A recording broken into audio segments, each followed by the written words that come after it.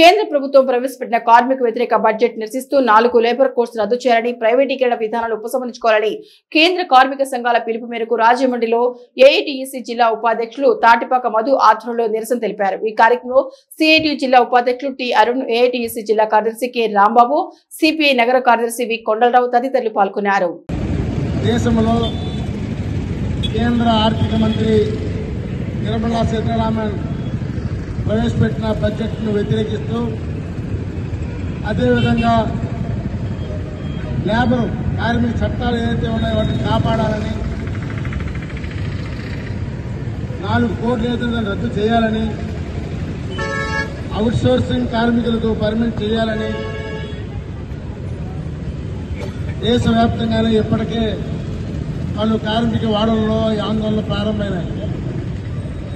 కార్మిక సంఘాలే కాకుండా రైతు నాయకత్వాలు కూడా ఈరోజు బడ్జెట్ ప్రతుల్ని ఆయా ప్రాంతాల్లో దగ్ధం చేస్తున్నారు. ఈరోజు ఈ బడ్జెట్ మీద అందరం కూడా జాగ్రత్తగా దాన్ని గమనించాలి. బడ్జెట్ ప్రవేశపెట్టక ముందే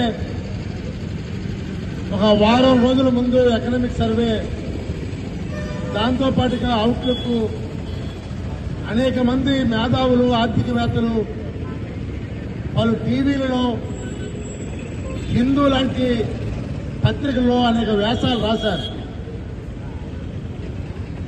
ఈసారి పెట్టిన బడ్జెట్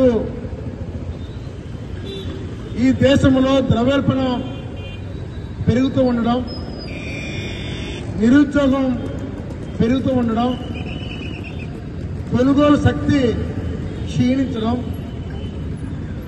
ప్రభుత్వ సంస్థలు మూసివేయడం, కొద్దిమంది కార్పొరేట్ వ్యక్తులు మాత్రమే బాగుపడడం, ఇవన్నీ నేపథ్యంలో